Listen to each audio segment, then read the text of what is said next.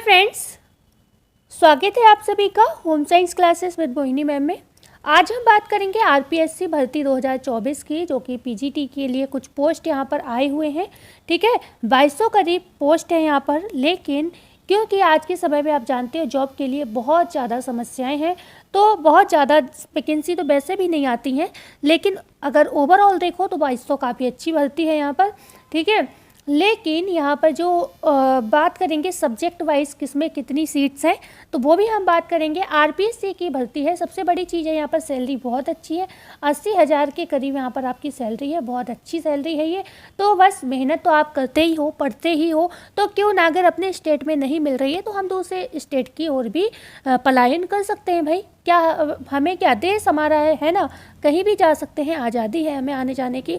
तो जब हमें अपनी स्टेट में ना मिले तो हमें अदर स्टेट में भी अप्लाई करना चाहिए। ठीक है, ओके।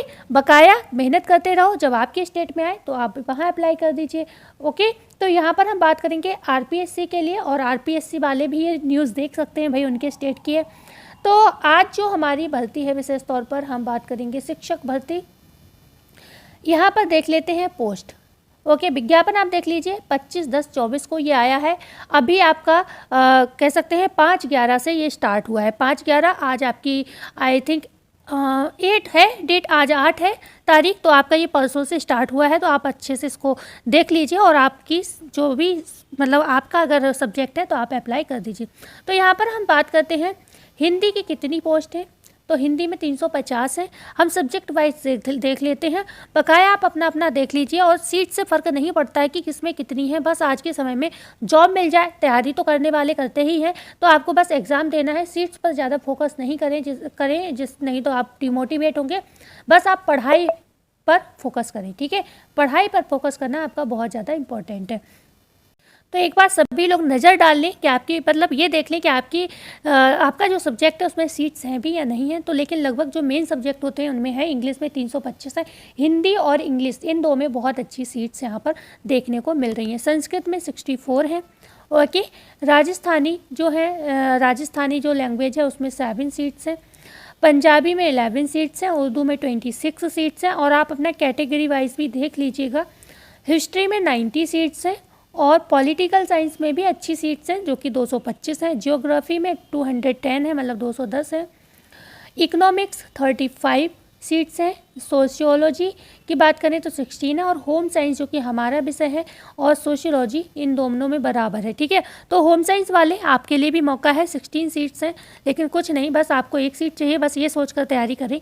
ओके, और 36 किस में है, केमिस्ट्री में आपकी सीट्स हैं। तो आप अपना अपना सब्जेक्ट देख लीजिए सभी लोग। फिजिक्स में आपके 147 है, अच्छी सीट्स है।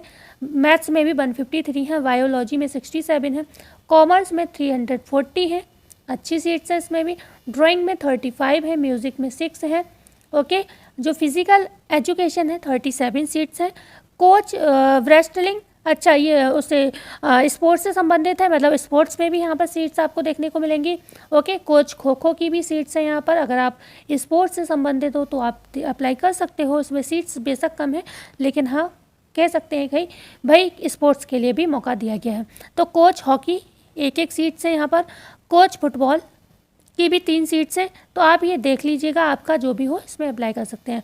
आगे हम चीज़ों की बात करेंगे, लेकिन पहले हम एक बार आपने सभी ने आई थिंक अपनी अपनी सीट्स को देख लिया होगा। अब हम आ जाते हैं थोड़ा सा, जो कि मैं अलग से नोटिस लेके आई हूँ, कुछ एलिजिबिलिटी से लेकर या कुछ चीज़ें हैं जो आपको पता होनी चाहिए। हम उसकी बात करेंगे बाद में, लेकिन थोड़ा सा इधर देख लीजिए जो मैं आपको यहाँ पर बताना चाहती हूँ। ओके, आवेदन की प्रक्रिया वगैरह देख लीजिए। तो हम आवेदन की अगर बात करते हैं आरपीएससी स्कूल लेक्चर की, तो आवेदन जो प्रक्रिया है वो आपकी दिनांक 5/11/2024, मतलब 2 दिन पहले आपकी स्टार्ट हो गई है, और 4/12/2024 रात्रि 12 बजे तक ये चलेगी। सबसे बड़ी चीज़ इसमें यह है कि इसमें जो कह सकते हैं हम लोग जो अपियरिंग वाले हैं वो भी अप्लाई कर सकते हैं। मतलब अपियरिंग का मतलब यहाँ पर ये नहीं है कि आपने अभी बीएड वगैरह करना स्टार्ट किया है और आप अप्लाई कर दो, लेकिन नहीं, अगर आप लास्ट ईयर में हो, जो भी क्वालिफिकेशन मांगी गई है उसके अगर लास्ट ईयर में हो तो आप यहाँ पर अप्लाई कर सकते हो। आपको अपियरिंग अप्लाई करना पड़ेगा। ठीक है, आगे हम बात करते हैं जो फॉर्म है 4/12/2024 तक, मतलब भी आपका दिसंबर तक ये चलेगा, और नवंबर तो आपकी चल ही रही है। रात्रि 12 बजे तक आप फॉर्म भर सकते हो, लेकिन लास्ट के लिए मत नहीं बैठिएगा, फॉर्म भर दीजिएगा।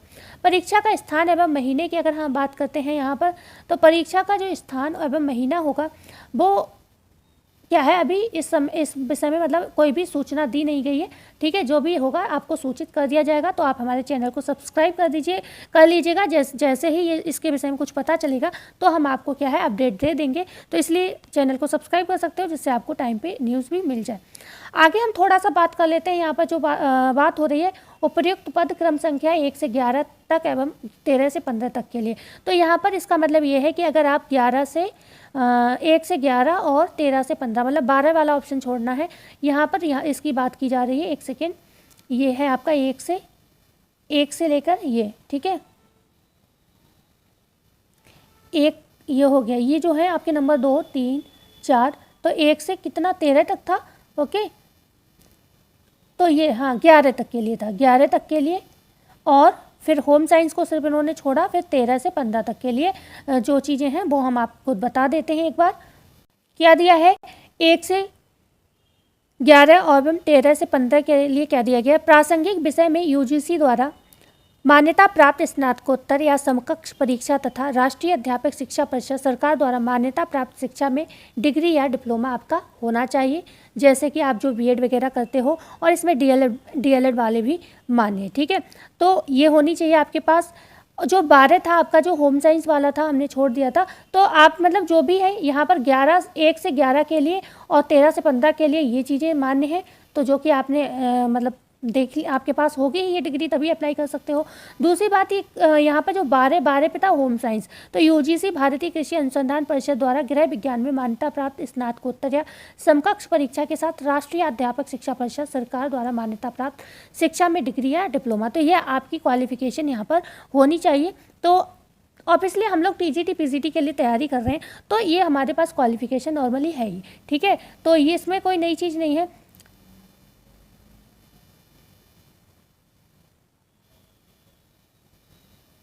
ओके 16 के लिए क्या है यहाँ पर, zoology, botany, microbiology, biotechnology, life science. यहाँ पर जो अहर्ता वाली समस्याएं होती हैं जो कि हमारी एलटी ग्रेड में चल रही हैं, तो सब्जेक्ट कॉम्बिनेशन का भी कुछ इशू दिया नहीं गया है, ठीक है। तो यहाँ पर आप ये सारे सब्जेक्ट्स देख लीजिए, zoology, botany, microbiology, biotechnology, life science, bio science में यूजीसी द्वारा मान्यता प्राप्त स्नातकोत्तर या समकक्ष परीक्षा बशर्ते उन्होंने स्नातक स्तर पर वनस्पति विज्ञान और जूलॉजी का अध्ययन किया हो। मतलब स्नातक स्तर पर आपके पास जूलॉजी का अध्ययन और वनस्पति विज्ञान का अध्ययन होना चाहिए। और राष्ट्रीय अध्यापक शिक्षा परिषद सरकार द्वारा मान्यता प्राप्त किसी भी शिक्षा डिग्री या डिप्लोमा, मतलब आपके पास बीएड या डीएलएड होना चाहिए, ठीक है।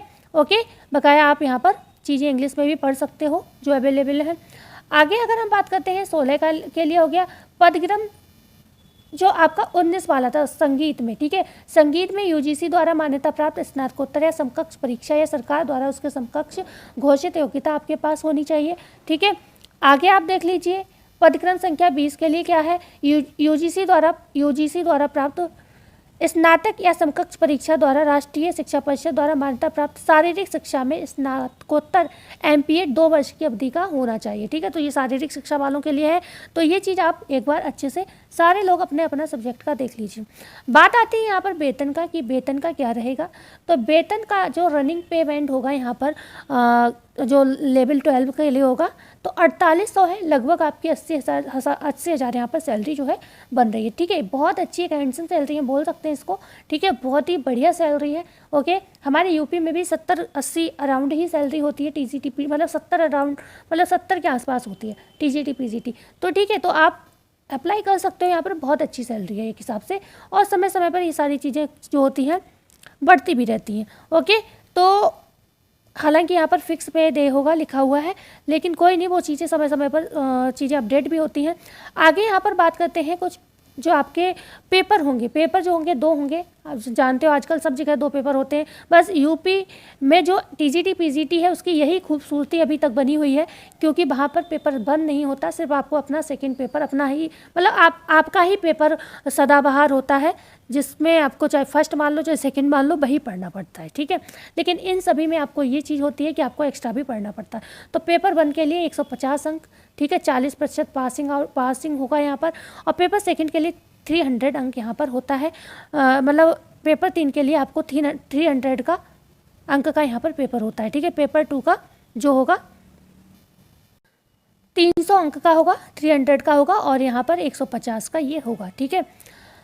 बात करेंगे निगेटिव मार्किंग, भाई है यहाँ पर 1/3 अंक की ये निगेटिव मार्किंग है। एक यहाँ पर और ऑप्शन आपको देखने को मिलेगा, 5वां ऑप्शन आप उसे बोल सकते हो, क्यों?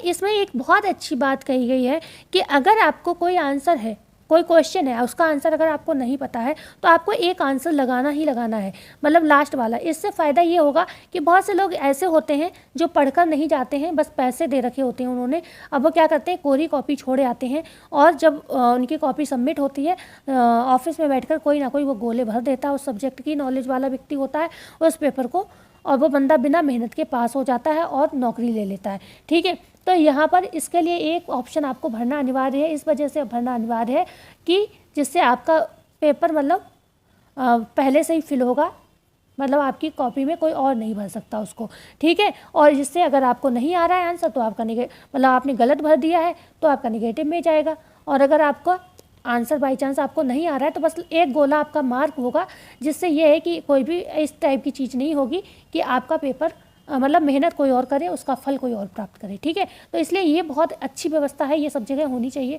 5वें अंक वाली, ठीक है।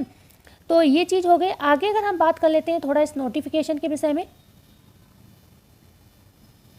अगर बात करते हैं कि विशेष वरीयता किसे दी जाएगी, मतलब थोड़ी बहुत जो छूट की बात होती है वो किसे दी जाएगी, तो कह सकते हैं अगर महिलाओं में ज़्यादातर जैसे कि जो विडोज़ होती हैं, विधवा होती हैं, उनको दी जाएगी। परित्यक्त मतलब जिनका डिवोर्स हो चुका हो, ऐसा कुछ रीज़न है, उनको भी छूट दी जाएगी, ठीक है। उसके बाद अगर हम बात करते हैं जो दिव्यांगजन है राजस्थान के, ठीक है, तो अधिकार जो भी राजस्थान के दिव्यांगजन है उनको दिया जाएगा, और भूतपूर्व जो सैनिक हैं, ओके, तो उनको छूट दी जाएगी, ठीक है। और जो कह सकते हैं यहाँ पर राजस्थान के अदर स्टेट के, राजस्थान के अलावा जो अदर स्टेट के हैं उनको सबको जनरल में काउंट किया जाएगा, ठीक है। जो भी राजस्थान के अलावा जो अदर स्टेट के होंगे उन्हें किस में काउंट किया जाएगा, उन्हें जनरल में काउंट यहाँ पर किया जाएगा, ओके। अगर आयु सीमा की हम बात करते हैं यहाँ पर, तो आपकी जो आयु सीमा होगी यहाँ पर अधिकतम 40 वर्ष और कम से कम आपकी न्यूनतम 21 वर्ष आयु होनी चाहिए, ठीक है। तो 40 वर्ष से कम होनी चाहिए, मतलब ज़्यादा नहीं होनी चाहिए, 40 वर्ष तक यहाँ पर आपकी आयु में जो है तो आप अप्लाई कर सकते हो।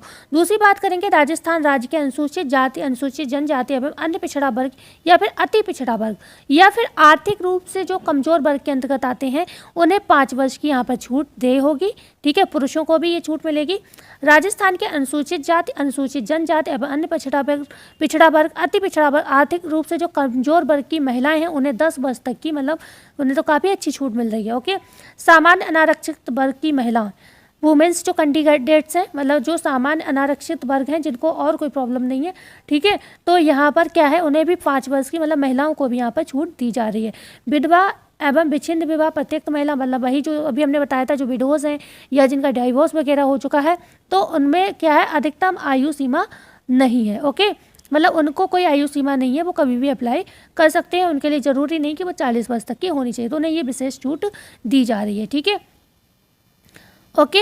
आगे अगर हम बात करते हैं, यहाँ पर थोड़ी बात कर लेते हैं आपके, मतलब जो फीस इसकी है वो क्या है, तो सामान्य अनारक्षित पिछड़ा वर्ग के जो क्रीमी लेयर, अति पिछड़ा वर्ग के जो क्रीमी लेयर के जो अभ्यर्थी हैं उनकी 600 रुपये होगी, ठीक है। आरक्षित वर्ग, अनुसूचित जाति, अनुसूचित जनजाति, पिछड़ा वर्ग, नॉन क्रीमी लेयर, अति पिछड़ा वर्ग, नॉन क्रीमी लेयर 400 रुपये होगी।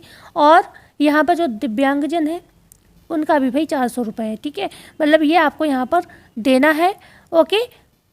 लेकिन जो राजस्थान राज्य से अन्य भिन्न जो भी लोग होंगे, ठीक है, उनको जो है आपको आर्थिक रूप से जो कमजोर वर्ग के अभ्यर्थी को भी सामान्य वर्ग का अभ्यर्थी माना जाएगा, ठीक है। तो इतनी चीज़ क्लियर हुई। आगे अगर हम बात करते हैं इसी में थोड़ा सा पेपर पैटर्न देख लेते हैं, ओके। तो पेपर में क्या आएगा, आपको हिस्ट्री पता होनी चाहिए राजस्थान की, ओके, इंडियन हिस्ट्री आपको पता होनी चाहिए, special emphasis of Indian national जो भी मूवमेंट्स इंपॉर्टेंट होते हैं उनके विषय में पता होना चाहिए। मेंटल एबिलिटी टेस्ट आएगा, स्टैटिक आएगी आपकी, सेकेंडरी लेवल की आएगी, और मैथमेटिक्स आनी चाहिए सेकेंडरी लेवल की। लैंग्वेज टेस्ट होगा यहाँ पर, लैंग्वेज एबिलिटी टेस्ट, जिसमें हिंदी और इंग्लिश आना चाहिए और साथ ही साथ आपको करंट अफेयर की जानकारी होनी चाहिए, वो राजस्थान रिलेटेड भी हो सकता है और अपना जो ओवरऑल जो करंट अफेयर होता है वो भी, ठीक है। जनरल साइंस आपको Indian polity, geography of Rajasthan आपको पता होनी चाहिए। Educational psychology, educational management, educational scenario in Rajasthan, right of children to free and compulsory education act जो है 2009 वो आपको पढ़ना पड़ेगा, ठीक है। और यहाँ पर आपको टाइमिंग तो बता ही दी थी मैंने, 1 आवर एंड 30 मिनट मतलब 1.5 घंटे का आपको समय मिलेगा, ओके। यहाँ पर हम बात करते हैं अपना जो आपका मेन सब्जेक्ट होगा, जैसे हम लोगों का क्या है होम साइंस सब्जेक्ट है, तो ऐसे ही आपका भी अपना मेन सब्जेक्ट होगा, तो उसमें आपको आपके सब्जेक्ट की नॉलेज होनी चाहिए, ठीक है। सीनियर सेकेंडरी लेवल की होनी चाहिए, नॉलेज ऑफ सब्जेक्ट कंसर्न मतलब ग्रेजुएशन लेवल की नॉलेज भी आपको मतलब वहाँ पर चीज़ें ये होनी चाहिए आपको, ओके। और मतलब ये सारी जानकारी आपको ग्रेजुएशन लेवल की भी होनी चाहिए, पोस्ट ग्रेजुएशन लेवल की भी होनी चाहिए, सीनियर सेकेंडरी की मतलब इंटर से लेकर आपको अपने ऊपर तक की नॉलेज होनी चाहिए, खासतौर से जो आपने मेन क्वालिफिकेशन ली है, जो आपने मास्टर्स किया है वहाँ तक जानकारी होनी चाहिए।